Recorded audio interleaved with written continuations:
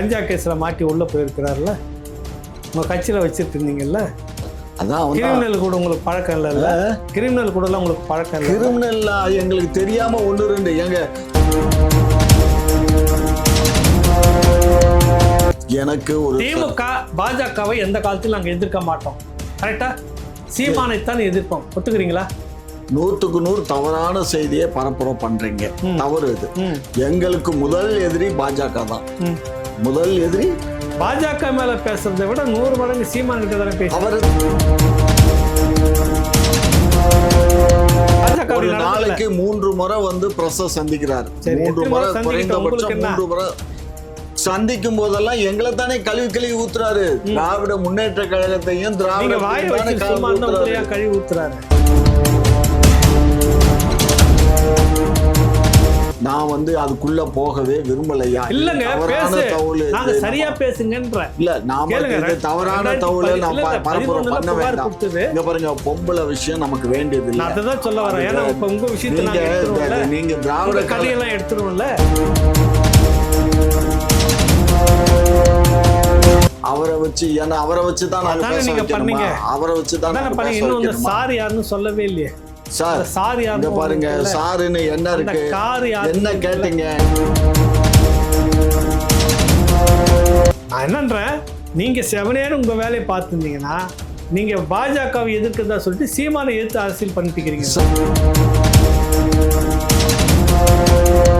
தம்பிகளும் தும்பிகளும் தானே தவறுதலா பேசுறாங்கல்ல. தவறுதலா பேசுறாங்க. நியாயமா பேசிட்டு வரீங்களா? எங்க நாங்க தானங்க உத்தம புத்திரனா இருக்கோம். எங்களை பத்தி எங்க திராவிட முன்னேற்ற கழகத்தை தவறா பேசவே பேசாதீங்க. வேண்டாம்.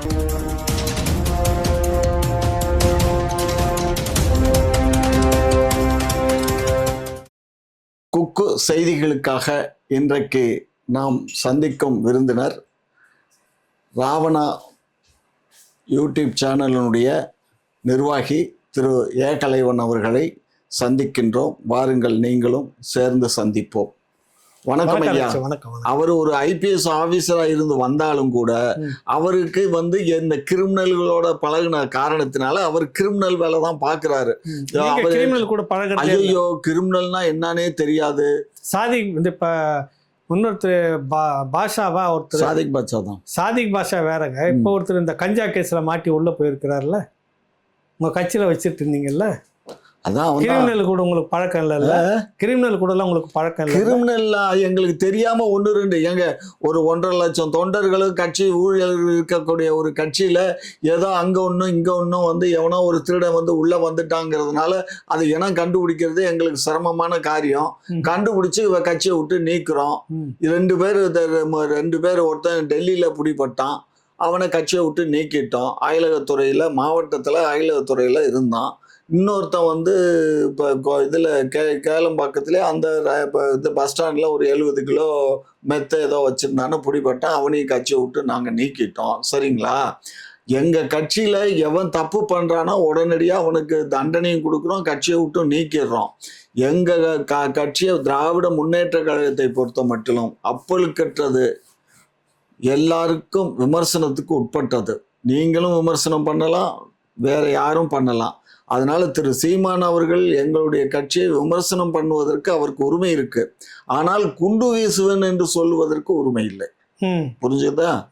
விமர்சனம் அரசியல் ரீதியா எதை வேணாலும் பேசட்டும், வேண்டான்னு சொல்லல. சரி, உங்க கட்சி கூட ஒட்டா இருக்க தீகா தோழர் சொன்னாரு நான் குண்டு வீசுவேன், அதுக்கு என்ன பண்ணீங்க? எங்க கட்சியில அவர் தீகா தோழர் எங்க கட்சி இல்ல, புரிஞ்சுக்கோங்க. சரி, உங்க கட்சியில உங்க போலீஸ் தானே இங்க வழக்கு போட்ட மாதிரி அங்கேயும் போடணும். நீங்க புகார் கொடுங்க, புகார் கொடுங்க. இப்ப கொடுங்க. புகார் கொடுத்தாதான் நீங்க வந்து ஆமா சார், புகார் கொடுங்க. இப்ப சீமானுக்கு யாரு புகார் கொடுத்திருக்காங்க? ஏகப்பட்ட பேர் புகார் கொடுத்திருக்காங்க. 72 வழக்கு அவர் மீது பதியப்பட்டு இருக்கு. 72 பேர் புகார் கொடுத்திருக்காங்க. வச்சிருக்கீங்க சார். இதெல்லாம் என்ன போலீஸ்? உங்க போலீஸ் வச்சிட்டு இருக்கீங்க, ஒருத்தன் பேசிருக்கான், அவன் மேல நீங்க புகார் கொடுத்த நடவடிக்கை எடுக்கிறதுக்கு இல்ல பாருங்க. அப்ப வந்து இருங்க, ரோட்ல வந்து கத்திய வச்சு சுத்தின்னு அராஜகம் பண்ணிட்டு இருப்பான். எங்க கம்ப்ளைண்ட் யாரும் கொடுக்கல, நாங்க அதனால யாரும் ப்ளீஸ் நீங்க ஒரு கம்ப்ளைண்ட் கொடுங்க. அவன் கத்தி வச்சு சுத்திக்கிட்டே இருக்கிறான், மிரட்டிக்கிட்டே இருக்கான் போறவன் எல்லாம். ப்ளீஸ் ஒரு கம்ப்ளைண்ட் கொடுங்க, அவனை போய் பிடிக்கணும். உட்காந்துருப்பீங்க போலீஸ்.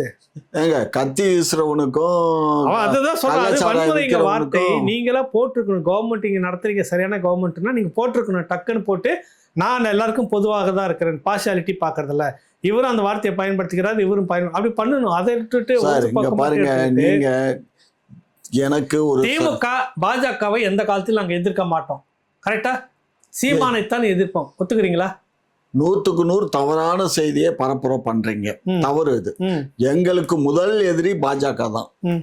முதல் எதிரி பாஜக மேல பேசுறதை விட 100 மடங்கு சீமான் கிட்ட தானே பேசி. அவரு தானே அந்த அளவுக்கு நடந்துக்கிறாரு. நீங்க திரு சீமான் அவர்கள் வந்து பாஜக ஒரு நாளைக்கு 3 முறை வந்து பிரஸ் சந்திக்கிறாரு. சரி, 3 எத்தனை முறை முறை சந்திக்கிட்டோம்? குறைந்தபட்சம் உங்களுக்கு என்ன? 3 முறை சந்திக்கும் போதெல்லாம் எங்களை தானே கழுவி ஊத்துறாரு. திராவிட முன்னேற்ற கழகத்தையும் நீங்க வாயை வச்சு சும்மா திராவிட இருந்தா உங்களையா கழுவி ஊத்துறாரு. சார் இங்க பாருங்க, நாங்க நீங்க என்ன- அவரை பேச ஏங்க நாங்க செவனேன்னு போயிட்டு இருந்ததுல நீங்க இந்த சுபவீர பாண்டியன் தோழரை வச்சுக்கிட்டு அவரை வந்து காணும். சரி, இருங்க, அது இப்ப நான் அங்கதான் தொடங்கி இங்க வச்சு. பாருங்க, நான் அது அனாச்சாரம், அதை நான் பேச வேண்டாம்னு நினைச்சேன். இப்ப சுபவீர பாண்டியன் ஒரு அவர் பேசியிருக்க கூடாதுதான், சரிதான். நேத்து நீதிமன்றத்துல என்ன நடந்துச்சு? முந்தா நாள் என்ன நடந்துச்சு திங்கக்கிழமை சொல்லு, என்ன நடந்துச்சு என்ன, அதை நான் சொல்ல சொல்லு. வேண்டாம். இல்ல பேச இல்ல அதாவது என்னன்னா, நீதிபதி கேக்குறாரு, முதல் மனைவி இந்த அம்மா தானா அப்படின்னு கேக்குறாரு. சரி. ஸோ இது வந்து இப்போ மறுபடியும் வழக்கு ஒத்தி வச்சிருக்காங்க. ஸோ இது வந்து அந்த வழக்கு என்னன்னு தெரியுமா உங்களுக்கு? என்ன கேட்டார் நீதிபதி? இப்படி கேட்டாரா, முதல் மனைவி இதுதானா, முதல் மனைவி இதுதான் கேட்டாரா உங்களுக்கு? என்ன நடந்துச்சுன்னு தெரியுமா உங்களுக்கு? அந்த அம்மா அப்படி வீட்டில் என்ன சொல்லியிருக்கு, மீனாட்சி அம்மன் கோயில்ல நாங்க வந்து மாலை மாத்தி. ஆமாங்க, அந்த வழக்கு என்ன நடந்தது தெரியுமா உங்களுக்கு? முதல்ல நான் வந்து அதுக்குள்ள போகவே விரும்பலையா. இல்லங்க, பேசு, தவறு நாங்க சரியா பேசுங்கன்ற. இல்ல நாம தவறான தவறு நான் பரப்புரை பண்ண வேண்டாம். இங்க பாருங்க, பொம்பளை விஷயம் நமக்கு வேண்டியது இல்ல. அதுதான் சொல்ல வரேன். ஏன்னா இப்ப உங்க விஷயத்தை நாங்க எடுத்துருவோம்ல, நீங்க திராவிட கதையெல்லாம் எடுத்துருவோம்ல. நீங்க அவரை செட்டியாரை பத்தி பேசுனதுனால நான் திரும்ப பேச வேண்டியதா இல்ல உங்க கதையை நாம் பேசணும்னா இன்னும் இதோட பெரிய பெரிய கதையெல்லாம் எடுக்கலாம். புரியுதுல? நீதிமன்றத்துல அப்படி நடக்கல. 11ல போடப்பட்ட அந்த வழக்கு ஏன் இன்ன வரைக்கும் இருக்குது? இதை வந்து சீமான் தரப்புல போடுறாங்க, இதை வந்து தள்ளுபடி பண்ண ட்ரையல்ல பார்த்துக்குங்கன்றாரு. ஏற்கனவே 2 முறை நீதிமன்றம் சம்மன் அனுப்பிடுச்சு அந்த அம்மாவுக்கு. 2 முறை அதுக்கு வரலன்னு சொல்லிடுச்சு. அதுக்கு முன்னாடி வந்து 2011 கம்ப்ளைண்ட் கொடுத்துட்டோன்னே அப்பவே வந்து இந்த புகாரை நான் திரும்ப பெற்றுக்கிறேன்னு சொல்லிட்டு போயிடுச்சு. ஆனால் காவல்துறையில் முறைப்படி இதை முடிக்கல. இவங்களும் நீதிமன்றத்துக்கு போகாமல் விட்டுட்டாங்க. பிறகு நீங்கள் உங்கள் தரப்புல தான் அள்ளுச்சிலுகளை வச்சுட்டு அந்த அம்மாவை கூப்பிட்டு வந்து திரும்ப ஒரு முறை பெரிய பிரபகண்டா பண்ணி அதே போல் ஒரு இடத்துல போய் நாய் பங்களாவில் வச்சுருந்து அது புட்டா போதுன்றான்னு வந்து மானக்கேடா அவங்களெல்லாம் கேள்வி கேட்டுட்டு ஸ்டேஷனில் நைட்டில் வந்து எழுதி கொடுத்துச்சு. ஞாபகம் இருக்கா? அந்த புகாரை நான் திரும்ப பெற்றுக்கொள்ளுன்னு சொல்லிட்டு போயிடுச்சு. என்ன அதில் நடந்துச்சு? நீதிமன்றம் அதில் ஒன்றுமே இல்லை. அது வராது வழக்குக்கு. 2 முறை சம்மன் அனுப்பியே வரல சார். இது இங்க பாருங்க, நீங்க இப்ப சோவீர பாண்டியனை இழுத்ததுனால இதை கூட நான் சொல்ல வேண்டியது இருக்கு. 2வது அந்த கழுதருடைய பேரெல்லாம் நான் சொல்ல கூட விரும்பல. நீங்க சொல்ல வேணாம். சரியா தானே போயிட்டு இருந்துச்சு. இது அண்ணா பல்கலைக்கழக மாணவிக்கான போராட்டம் நடந்துகிட்டு இருந்துச்சுல்ல, அது மடம் மாத்திர மாதிரி எதுக்கு சுபவீர பாண்டியன் மேடை போட்டு போய் இவரை திட்டதான் பதிலுக்கு இவ்வளவு உங்களை வந்து மறைமாற்றம் பண்றோம். ஒரு நாளைக்கு 3 முறை பேட்டி கொடுக்குறதா சொல்றீங்களா? அதுக்கு சொல்றேன் பதில். நீங்க வாயை வச்சுட்டு சும்மா இருந்தீங்கன்னா அவர் வேற எதனா பேசிட்டு போயிருந்திருப்பாரு. சும்மா போனோடனே நீங்க கல் எடுத்து வீசணும்னு ஒன்னா வருது, துரத்திக்கிட்டாதான் விஷயம். சார், மறைமாற்றம் பண்றதுக்கு அண்ணா பல்கலைக்கழகத்துல நேற்றைய தினம் நீதிமன்றம் முந்தா நாள் வந்து நீதிமன்றம் திங்கட்கிழமை நீதிமன்றம் என்ன சொல்லியிருக்கு, காவல்துறையும் தமிழ்நாடு அரசும் செவ்வனே செயல்பட்டிருக்கு அண்ணா பல்கலைக்கழக வழக்கில் அப்படின்னு சொல்லி பாராட்டுறாங்க. இதே நீதிபதி தான் இதில் வந்து ஆரம்பத்தில் சொன்னது வந்து சரியான முறையில் அவங்க இதை நடந்துக்கிடலைன்னு கொட்டு வச்சாங்க. திரும்ப இப்போ வந்து அவங்களே பாராட்டுறாங்க. ஆகையினால ஒரு எப்பயுமே ஒரு எடுத்தோம் கவிழ்த்தோன்னு பேசிட முடியாது. பாராட்டுறாங்கன்னு நீங்கள் சொல்லாதீங்க. இந்த விஷயத்தை என்ன பண்ணிருக்காங்கன்னு இனிமே வெளிச்சத்துக்கு வந்து பரவாயில்ல கருத்து இருக்குது. நான் சொன்ன வார்த்தையே நீதிபதி சொன்ன வார்த்தையே நான் அப்படியே தான் உங்கள்கிட்ட சொல்லியிருக்கேன். தமிழ்நாடு அரசும் காவல்துறையும் செவ்வனே செயல்பட்டு இந்த அண்ணா பல்கலைக்கழகத்தினுடைய அந்த பொண்ணுடைய பாலியல் பலாத்கார வழக்கில் சரியான முறையில் செயல்பட்டு இருக்குன்னு அவர் சொன்ன வார்த்தையை நான் சொல்றேன்னு. நான் அதாவது இந்த அண்ணா பல்கலைக்கழக சமாச்சாரத்தை மடைமாற்றம் செய்வதற்காக அவரை வச்சு, ஏன்னா அவரை வச்சுதான் நாங்க பேச வைக்கணுமா, அவரை வச்சுதான் சார் யாருன்னு சொல்லவே இல்லையே. சார் சார் இங்க பாருங்க, சாருன்னு என்ன இருக்கு, என்ன கேட்டீங்க, என்ன கேட்டீங்க, சார்னு என்ன இருக்கு, சார்னு ஒரு வார்த்தையை சொல்லிட்டாங்கன்னா அதை வச்சுட்டு புனையப்பட்ட செய்திகளை நீங்க பரப்புரை பண்ணுவீங்களா? புனையப்பட்ட செய்தி இங்க இல்லையே. பாருங்க, நீ ஐபிஎஸ் ஆபீசர்ஸ் 3 பேர் மகளிரை நியமிச்சிருக்காங்க. அவங்க விசாரணை பண்ணிட்டு இருக்காங்க. யார் சாருங்கிறத அவங்க கண்டுபிடிப்பாங்க. ஏற்கனவே அதுல விசாரணை அதிகாரியா இருந்தா ஒரு ஏஎஸ்பி வந்து ராஜினாமா பண்ணிட்டு போயிட்டாரு. புரிஞ்சுக்கோங்க. ஏன் பண்ணாரு சொன்னாரு, ஏன் பண்ணாரு, அதுல ஒன்னும் சொல்லலையா, கருத்து என்ன சொல்லி எனக்கு இதுல தடை ஏற்படுத்திட்டே இருக்கு, இருக்கத்தை கொடுத்துட்டு இருக்காங்க, செயல்பட முடியலன்னு சொல்லிட்டு போயிருக்கிறார். முதல்ல அதை யாரு தடை கொடுத்துருக்குன்னு அதான் கேட்கணும், யாருன்னு கேட்கணும்.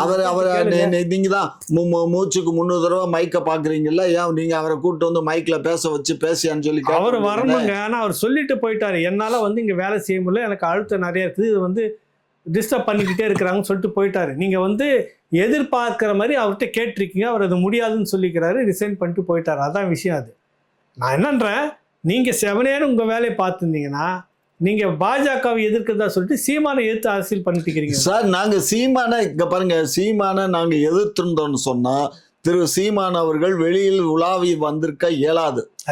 பல வழக்குகளை ஜெயலலிதா காலத்துல அந்த மா புடிச்சு உள்ள போட்டுச்ச, ஜெயலலிதா ஆட்சி காலத்துல உள்ள போனார்ல, ஐயோ கொல்றாங்களே, ஐயோ கொல்றாங்களே, அந்த வழக்கு என்னாச்சு? ஒண்ணுமே இல்ல. ஒண்ணுமே இல்லாததுக்கு பார்மாலிட்டிக்கு புடிச்சு இருக்குது இல்ல. நீங்க பாருங்க, காலை புடிச்சு ஒண்ணு இல்லன்னு பண்றது அதெல்லாம் வேற.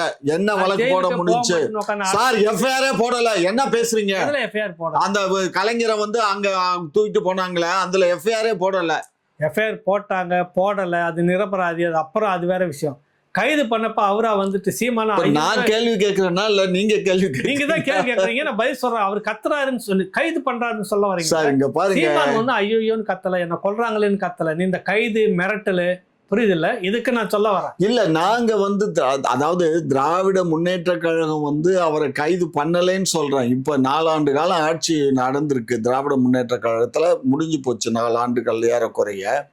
ஒரு வழக்குல கூட அவரை கைது பண்ணல. கைது பண்ணக்கூடிய வழக்குகள் நிறைய அவர் மீது பதியப்பட்டு இருக்கு. இருந்தாலும் அவர் ஒரு அரசியல்வாதி, ஒரு அரசியல் கட்சியினுடைய தலைவர், ஒரு 36 லட்சம் வாக்குகளை வாங்கி பதிவு பெற்ற ஒரு அரசியல் கட்சியாக வளர்ந்து வந்திருக்காரு. அவரை கைது பண்ணோம்னா நமக்கு வந்து கெட்ட பேர் கூட உண்டாயிரலாம் அப்படின்னு சொல்லி திமுக அரசு அவரை மேல கை வைக்கல. இப்ப இந்த இதுல வந்து இந்த திரு பெரியாரை பற்றி தவறாக பேசியதில் அதில் பதியப்பட்ட 72 வழக்குகள்ல சமன் தான் அனுப்பிச்சிருக்காங்களே தவிர அவரை கூட சமனுக்கு இவர் அப்பீர் ஆளுங்கிறதுக்காக கைது பண்ணி எல்லாம் கொண்டு, நேற்று கூட இந்த கோர்ட்ல போய் அப்பீர் ஆயிருக்காரு. ஏதோ சரி, இப்ப என்ன கடைசியா என்ன கேட்க வரீங்க சொல்லுங்க. நான் என்ன சொல்ல, திராவிட முன்னேற்ற கழகம் வந்து சீமான் மீது எந்த விதமான தவறான நடவடிக்கை எடுக்கவில்லை. அவர் மீது நடவடிக்கை ஒரு ஆளுகின்ற அரசு எடுக்கின்றதா இருந்தா இந்நேரம் அவர் சிறையில தான் இருக்க முடியுமே தவிர வெளியில இருக்க முடியாது. அந்த அளவுக்கு அவரும் அவருடைய தம்பி தும்பிகள் எல்லாம் செயலில் ஈடுபடுறாங்க. இருந்தாலும் கூட தம்பியும் தும்பிகளும் என்ன ஈடுபடுறாங்க? தம்பிகளும் தும்பிகளும் தானே தவறுதலா பேசுறாங்கல்ல, தவறுதலா பேசுறாங்க. நியாயமா பேசிட்டு வரீங்களா? எங்க நாங்க தானங்க உத்தம புத்திரனா இருக்கோம். எங்களை பத்தி எங்க திராவிட முன்னேற்ற கழகத்தை தவறா பேசவே பேசாதீங்க, வேண்டாம். ஏன்னா இந்த நாட்டை வந்து இந்த அளவுக்கு தாங்கி பிடிச்சிட்டு இருக்கிறது நீங்க, நாங்க தான். எந்த அளவுக்குன்னா நாங்க ஆட்சி பண்ற அளவுக்கு. டெய்லியும் ஒரு கொலை, ஒரு கொள்ளை, ஏங்க வழிப்பறி, ஏங்க கள்ளச்சாராயம். இல்ல நான் என்ன கேக்குறேன், சாராயம் விக்கிறாங்கன்னா அவனை போய் கொன்னுட்டு அததாங்க 8 லட்சம் கடத்துறானா அவனை லாரி ஏத்தி கொன்னுட்டு சார். 8 கோடி மக்கள் வாழ்கின்ற இந்த தமிழ்நாட்டுல தினமும் நடந்துட்டு இருக்குமா? ஒண்ணு நடந்து எங்கேயோ ஒண்ணு நடக்குதுங்க. தமிழ்நாடு முழுக்க நடந்துட்டு இருக்கு பாருங்க. இது வருந்தத்தக்க செய்தி. இத வந்து அவன் மணல் கொள்ளையில வந்து அவன் லாரி ஏத்தி கொண்டானா அவனை விட்டுருச்சு அரசு. அவன் கான்ட்ராக்ட்காரன் முதற்கொண்டு எல்லாத்தையும் பிடிச்சி உள்ள போட்டாச்சு. அவர் புகார் கொடுத்துட்டு இருக்கிறப்ப நீ கவனிச்சு எல்லாத்தையும் நடவடிக்கை எடுத்து அவன் செத்தே. இந்த காவல்துறைங்கிற கற்பாடுகள் வந்து இது போன்ற தவறான செயல்கள்ல ஈடுபடுற காரணத்தினாலதான் இந்த பிரச்சனைகள்லாம் நடக்குது. இப்ப இந்த கற்பாடுகளை களையெடுக்கிற பணியை தான் இப்ப செஞ்சுக்கிட்டு இருக்காரு முதல்வர். ஏன்னு கேட்டீங்கன்னா அவருடைய லாக்கால வர்றதுனால. இது மட்டுமல்ல, பாருங்க கோயம்புத்தூர்ல கூட நேத்திக்கு ஒரு குழந்தைய வந்து 7 பசங்க படிக்கிற பசங்க 17 வயது பொண்ணை 7 வயசு சேர்ந்து ரேப் பண்ணியிருக்கான். புரியுதுங்களா? அதே மாதிரி தஞ்சையில் நேற்றுக்கு ஒரு காமுள்ள ஒரு 13 வயசு பொண்ணு அவன் முழிச்சுக்கிட்டு இருக்கா, காதலனை தேடி போயிருக்கா, அவன் விட்ட கூட்டிட்டு போறேன்னு சொல்லி கூட்டிட்டு போய் 2 நாள் அடைச்சி வச்சு ரேப் பண்ணியிருக்கான். இது போன்ற சமாச்சாரங்கள்லாம் ரொம்ப இப்போ வந்து இது என்னன்னு தெரியல. போக்சோ சட்டம் இருக்கு, கடுமையான சட்டங்கள்லாம் சட்டமன்றத்தில் ஏற்றப்பட்டு நடவடிக்கை இருக்கு.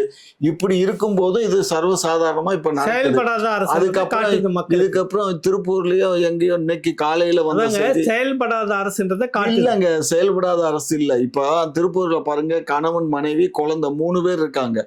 2 வயசு சேர்ந்து கணவன் முன்னாடியே கத்திய வச்சு அவனை மிரட்டிட்டு கணவன் முன்னாடியே ரேப் பண்றானுங்க. சோ இதெல்லாம் வடநாட்டை வேற ஒண்ணும் இல்ல. நீங்க தான் தெருவுக்கு தெரிவிக்கிறீங்களே. நாங்க தெருவுக்கு தெரிவிக்கிறோமா? வேற யாரு? ஏங்க அன்னைக்கு அந்த அம்மா தானங்க வச்சுச்சு. அந்த ஜெயலலிதா அம்மா தானே ஆட்சியில கொண்டு வந்துச்சு டாஸ்மாக். வேற யாரு டாஸ்மாக்? நீங்க வந்து எடுத்துற வேண்டியதானே. நாங்க ஏங்க நீங்க அப்பங்க நாங்க எடுக்கணுமா? எடுத்தாக்க இந்த 50,000 பேத்துக்கு எங்க ஒண்டி வேலை கொடுக்கறது? 50,000 பேருக்கு எடுத்து நிறைய அரசு துறையில போடுங்க. அரசு துறையில ஏற்கனவே இங்க நாங்க சம்பளம் கொடுக்க முடியாம சார் கஜானா காலி வேற வேலை பாருங்க, சம்பளம் கொடுக்க இயலாது. இவனை கொண்டுட்டு போய் இப்ப இவரு மாப்பிள்ள சார் சொல்ற மாதிரி மாடு மேய்ங்கடா ஆடு மாடு மேய்ங்கடான்னு கடனை கூட கொடுத்தா கூட போக மாட்டான். ஏன்னா இவன் சவுசா உள்ள உட்காந்து சீமான் வந்து ஆடு மாடு மேய்ன்றது உங்களுக்கு அவ்வளவு கேவலமா போச்சா? அந்த வேலைக்கு கூட இவன் போக மாட்டாங்கிறான். ஹைட்டாக்கா மாடு மேய்ச்சா இதே சம்பளம் தரம்டா போனா கூட போக மாட்டோம். மாதிரி சம்பாதிக்காம கட்ட பஞ்சாயத்து பண்ணிட்டு ஆத்து மணல் மலையை உடச்சி வித்துன்னு போகணும், எதனா ஒண்ணு பழச்சிட்டு போங்க. மாடு மேய்ச்சி உழைச்சி சம்பாதிக்காதீங்கன்னு சார். இங்க பாருங்க, நாங்க மலையை குடையிறதோ மலையை உடைக்கிறதெல்லாம் கிடையாதுங்க. ஏற்கனவே மலையை உடைச்சு ஜல்லி எடுக்காம வீடு கட்ட இயலுமா? ஒரு நகரம் வளர்ச்சி அடையணும் அப்படின்னா மணல் கரெக்ட். அப்புறம் நீங்க திருட்டுத்தனமா வித்து பணத்தை சம்பாதிக்காதீங்க, அது தப்பு தான். திருட்டுத்தனம் யாரு பண்ணியிருந்தாலும் தப்பு, திமுக பண்ணாலும் தப்பு தான், இல்ல மாப்பிள்ளை பண்ணாரும் தப்பு தான். அதாவது திரு சீமான் அவர்கள் எத்தனை நாட்களுக்கு தான் திராவிட முன்னேற்ற கழகத்தை மண்ணை தூற்றி வருவார்? அதிகாரத்துல யார் இருந்தாலும், திமுக மட்டும் இல்லை, யார் இருந்தாலும் விமர்சனம் பண்ணுவாங்க. அது உங்களுக்கு மண்ணை வாரி தூத்துறதா இருந்தா நீங்க சரியாக இல்லைன்னு அர்த்தம். விமர்சனத்தை தான் வைக்கிறது இதுதான் அப்படின்னு. இது வந்து அவதூறு, இது வந்து அவதூறு இல்லாமல் மண்ணை வாரி தூத்துறதுனா நீங்க தாராளம் சுட்டி காட்டலாம். மிக நீட்டா திரும்ப எதனா கேள்வி இருக்குதான்னு கேட்டுட்டு கடைசி வரைக்கும் தெளிவா பேசிட்டு தான் போறாரு. மண்ணவாரி தூத்துறதுல விமர்சனத்தை வைக்கிறது. சரி, அண்ணா தான் சொன்னாரு, விமர்சிக்கப்படுற அரசு வந்து சரியாக இருக்குன்றதை உங்களுக்கு சொல்லி கொடுக்கல. அதை நாங்க ஏத்துக்கிறோங்க. நாகரிகமான மாதிரியா பேசிட்டாரு சார். இங்க பாருங்க, நாகரிகமான பேச்சுக்களை வந்து நாங்க பேசினா சீமான் சொல்ல என்ன பேசணும்? ஆனா அவர் பேச வாய் திறந்தாலே அநாகரிகமா பேசுறாரு. கேள்வி உங்களுக்கு கேட்டா அநாகரிகமா? அநாகரிகமா கேக்குறாரு. கேள்வி கேட்கறது அநாகரிகமா? உங்களை அவதூறு கெட்ட வார்த்தை என்ன சொல்லிட்டாரு? கெட்ட வார்த்தைன்னா கெட்ட வார்த்தையா?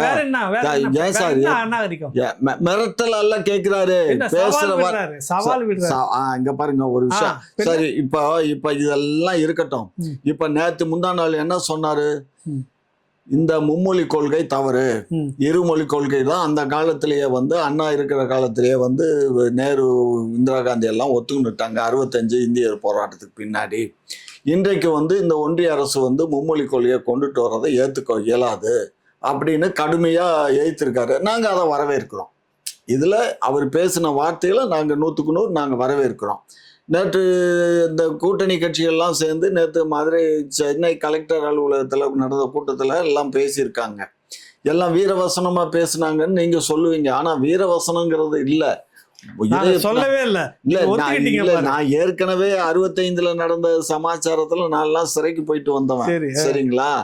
ஏன்னா அதாவது அதுக்காக இந்தி படிக்க கூடாதுங்கிறது இல்ல, இந்தி படிக்க கூடாதுங்கிறது அல்ல, இந்தி படிக்கலாம்னா கட்டாயமா துணிக்க கூடாதுங்கிறதான். இப்போ கேந்திர வித்யாலய கட்டாய பாடமா இருக்குது, டிஏவில வந்து கட்டாய பாடமா இருக்குது. நீங்களே பேசி முடிச்சிட்டீங்க. இது நான் கேட்க வேண்டியது நீங்களே பதில் சொல்லி முடிச்சிட்டீங்க.